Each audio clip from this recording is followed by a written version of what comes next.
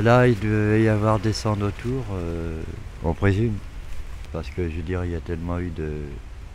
On ne sait pas s'ils les ont tous enterrés dans ce. Parce que là, il y a aussi des.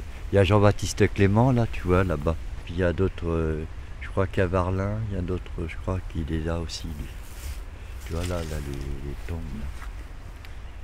Et tous les communards ne sont pas tous enterrés ici, malheureusement. Mais il y en a. Donc on pense qu'il y en a qui ont dû être enterrés dans le. Tu vois, autour. Les cendres. La descente qui a dû être aussi dispersée. L'insurgé, c'est Vallès. Vallès, il doit être enterré aussi ici. Son vrai nom, c'est l'homme qui n'est pas plus bête que de somme, qui n'obéit qu'à la raison et qui marche avec confiance, car le soleil de la science se lève rouge à l'horizon. Alors, refrain, devant toi, misère sauvage, devant toi, pesant esclavage. L'insurgé se dresse le fusil chargé.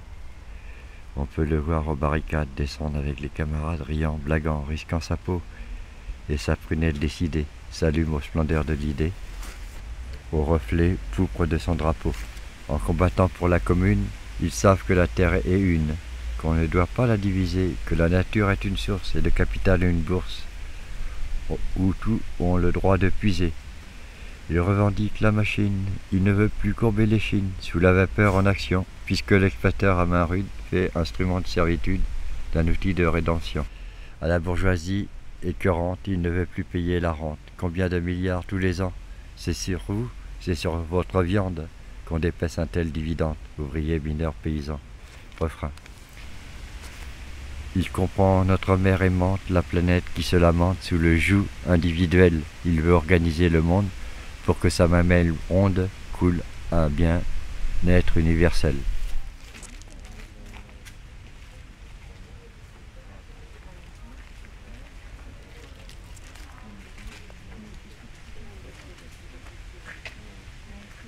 Prudent d'Hervilliers, 1849-1896.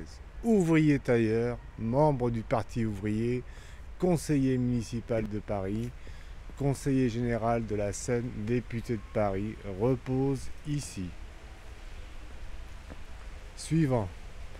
Henri Mortier, membre de la commune, 1843-1894, et Caroline Mortier, 1845-1898, repose ici.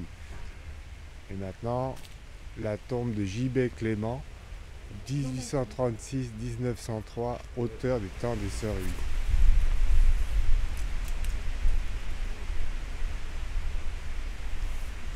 Elle n'est pas morte, là. Elle n'est pas morte. On l'a tuée à coups de chasse-peau, à coups de mitrailleuse, et roulée avec son drapeau dans la terre argileuse, et la tourbe des bourreaux gras, et se croyait plus forte. Tout ça n'empêche pas Nicolas, que la commune n'est pas morte.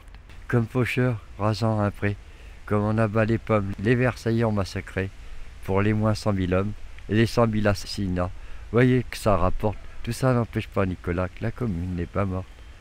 On a bien fusillé Varlin, Florence, Duval, Mélière, Ferré, Rigaud, Tony, Moilin, Gavet, le cimetière. On croyait lui couper les bras et lui vider la horte. Tout ça n'empêche que Nicolas, que la commune n'est pas morte. Les journalistes policiers, marchands de calomnie, ont répandu sur nos charniers leur flot d'ignominie. Les Maximes Ducamp, les Dumas ont vomi leurs eaux fortes, car la commune n'est pas morte. C'est la hache de Damoclès qui plane sur leur tête à l'enterrement de Vallès. Ils en étaient tout bêtes, fait qu'en était un fier tas à lui servir d'escorte, ce qui prouve en tout cas, Nicolas, la commune n'est pas morte. Tout ça prouve aux combattants Marianne à la peau brune, du chien dans le ventre, et qu'il est temps de crier vive la commune, et que ça prouve à tous les Judas que ça marche, la sorte, ils sentiront, nom de Dieu, que la commune n'est pas morte. Ça.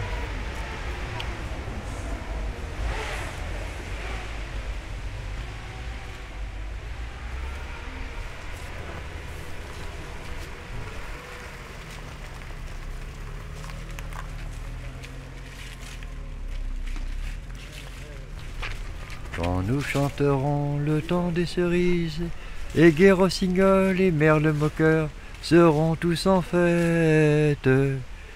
Les belles auront la folie en tête, et les amoureux du soleil au cœur.